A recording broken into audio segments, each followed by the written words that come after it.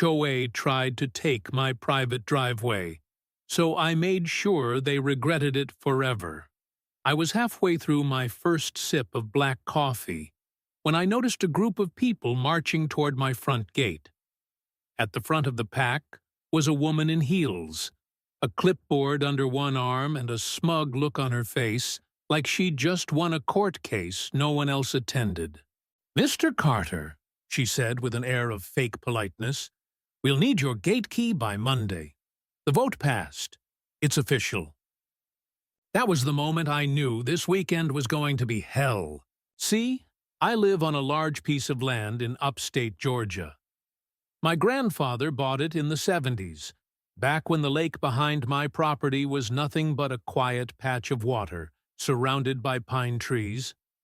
Over the decades, the suburbs crept closer. Then came the HOAs. The neighborhood built nearby was your typical planned community: cookie-cutter homes, fake smiles, and monthly meetings about grass height and mailbox color. I wasn't part of it. My property predated the subdivision by 30 years and sat outside their jurisdiction. But that didn't stop them from trying to claim a piece of it. The lake was the prize. My property had the easiest access point, and apparently that made me a target. The woman at the gate was Donna Myers, the new HOA president. Think middle-aged PTA mom with a power complex. When she got elected, the rules exploded overnight.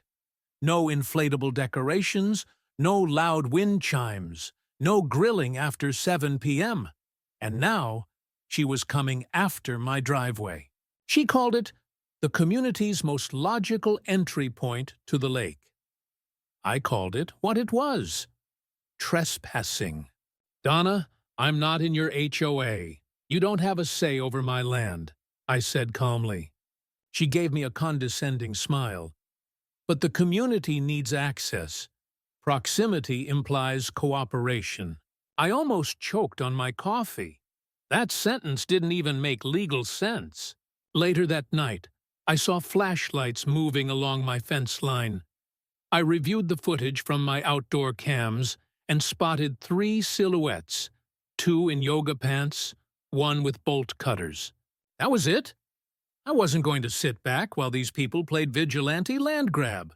The next morning, I upgraded my security system, added high-def cameras, and called my brother-in-law, Tim, who's a sheriff's deputy in the county. He laughed when I showed him the HOA's flyer announcing a lake access gate key pickup. "You're dealing with suburban warlords," he joked. "You have no idea," I replied. By Monday, Donna returned with a caravan of board members, a locksmith, and what looked like a folding table for a press conference. I stood at the top of my driveway, GoPro recording, coffee in hand. "You're trespassing," I said. "You're obstructing a community benefit," she snapped, waving her pen like it was a scepter. The locksmith stepped forward until 2 sheriff's cruisers pulled in behind them. Tim got out and said, "Sir, unless you want to be cited for attempted destruction of private property, I suggest you step away from that lock."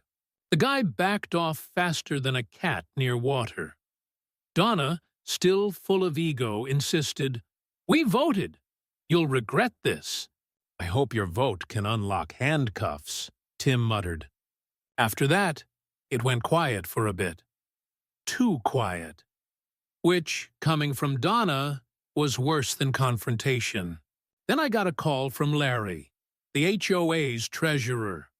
He wanted to meet privately. We sat in a gas station parking lot like it was some kind of spy drop. "She's planning to move your gate," he said nervously. "She wants the board to hire a contractor to relocate it and deal with legal stuff later." "That's not a relocation. That's breaking and entering." He nodded. "I just wanted you to know." That's when I knew I had to beat her at her own game. I posted on the neighborhood forum that I was going away for the weekend. I even mentioned it loudly at the local diner. Then I set up fake signs, trail cams disguised as birdhouses, and a decoy car parked off property. Friday night, motion alerts pinged my phone. I watched live as 3 figures approached the gate. One was holding bolt cutters. One was wearing a red windbreaker. Donna. I waited until they started working the bottom hinge, then triggered an emergency alert that pinged Tim and activated my backup floodlights. Within minutes, the woods were glowing red and blue. Donna froze like a raccoon in headlights. "You're breaking the law," one deputy said. "Step away from the gate." Her reply? "This is an emergency lake access project." The deputy raised an eyebrow. With bolt cutters, they arrested her on the spot. By morning, the video was circulating in at least 3 local Facebook groups. Greg, my chatty neighbor, even made it his ringtone. You'd think it would end there, but Donna didn't back down. She filed a lawsuit, accused me of emotional damage, obstruction of community wellness, and hindering environmental unity. Environmental unity? My lawyer, James, said it was a scare tactic. She wants to exhaust you into settling. Instead, I filed a countersuit with video, property deeds, HOA spending records, courtesy of Larry, and a letter from the Lake Trust stating Donna had 0 claim to the water. Court day came. Donna walked in like a celebrity. White suit, a niece filming her for TikTok. The judge wasn't impressed. "This is about a locked gate?" she asked flatly. Donna stood up like she was accepting an Oscar. "It's about the soul of a community, Your Honor. About fairness." The judge cut her off. "Sit down." James handed over our evidence like weapons in a battle. Audio of Donna urging the board to lie. Proof of misused HOA funds, fake flyers, and the deed showing my land was never HOA territory. The judge dismissed her case with prejudice, fined her for damages, and referred her actions for criminal review. Donna didn't speak a word. Her niece stopped filming. I didn't celebrate that night. My neighbors did.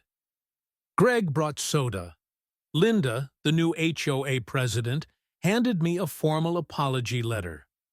The HOA posted a public statement cutting ties with Donna and promising no more interference. Peace returned, briefly. A week later, a real estate developer came knocking. "We'd like to lease your gate access," he said, smiling like a salesman on a bad reality show.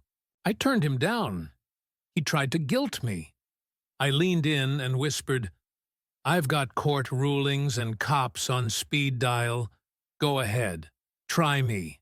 He didn't. I later found a glossy brochure in my mailbox. The phrase "pending easement approval" was hidden in small print. They were planning to pull a Donna, but with money. So I went full offense, sent a cease and desist, alerted the Lake Trust. HOA, under Linda's leadership, issued a statement banning commercial deals. The developer backed down. Their website vanished. Their local office emptied out in a week. That's when it truly ended. I installed a new gate, taller, stronger. A handmade wooden sign now hangs beside it. It reads, "Private Drive. No shortcuts." It's not just a message. It's a boundary. Not of land, but of principle. What do you think? Was I too harsh or just standing my ground? Have you ever dealt with someone who didn't understand the word no? Drop your thoughts in the comments. I'd love to hear your take on where to draw the line in neighborhood conflicts.